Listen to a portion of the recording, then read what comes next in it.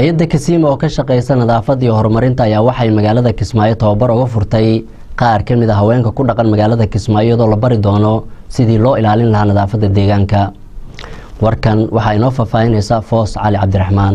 hay-adda Kasiima ayaa tababar ku saabsan nadaafadda u qabatay haweenka shanta xaafadood ee magaalada Kismaayo ka oo lagu baranayay sidii haweenku ugu qayb qaadan lahaayeen ololaha nadaafadeed ee lagu soo celinayo bilicda magaalada Kismaayo ay wado hay-adda Kasiima. qorshayaasha horumarineed ee ku qotoma taabagelinta horumarinta bilicda iyo nadaafadda magaalada Kismaayo si ay u noqoto magaalo la tartanta magaalooyinka waaweyn ee dalka iyo kuwa caalamka. waxaa laga maarmaan ah in si wadajir ah looga qayb qaato ololaha bilic ku soo celinta magaalada ay iska kaashanayaan dowladda Jubbaland iyo qaar ka mid ah hay'adaha ka howlgala magaalada. tababarka hay-adda Kasiima u furtay haweenka ayaa ah mid ay ku baran doonaan sidii looga qayb qaadan lahaa nadaafadda deegaanka isla markaana bulshada looga wacyigelin lahaa ilaalinta nadaafadda.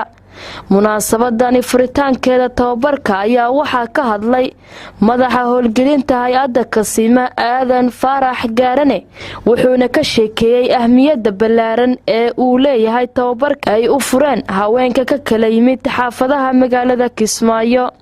waxaa maanta halkan tababar induction and health operation system lagu siinayaa shaqaalaha Kasiima qaybta cabbage collectors kuwaasoo ka shaqeyn doona xaafadaha Kismaayo.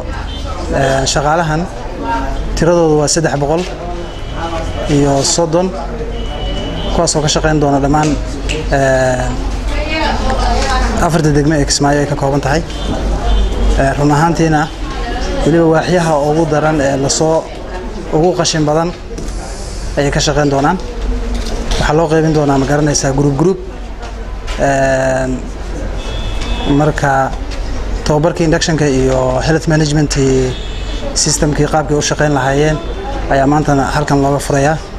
ilaa iyo maanta groupka koowaad ilaa waa la kala qaybiyay ilaa boqol baa loo qaybiyay. waxaan jecelnahay insha Allah shalayna supervisoradooda la tababaray oo la siiyay qaabkii macnaha ay uga shaqeyn lahaayeen ama xiboodyada ay u soo qori lahaayeen. run ahaantii hay'adda Kasiima ma aha markii ugu horeysay fursadaha shaqo ay siiso. waxaan maleynayaa laba kooxood ama other two components baa hadda mashruucu dhamaaday 90 days kuwaasoo si successfully shaqada u qabtay kuwaasoo raaxa. qaar ka mid ah haweenkii loo furay tababarka iyaguna goobta ka hadlay ayaa sheegay inay ku faraxsan yihiin tababarka hay-adda Kasiima u furtay ee lagu bari doono ilaalinta nadaafadda deegaanka.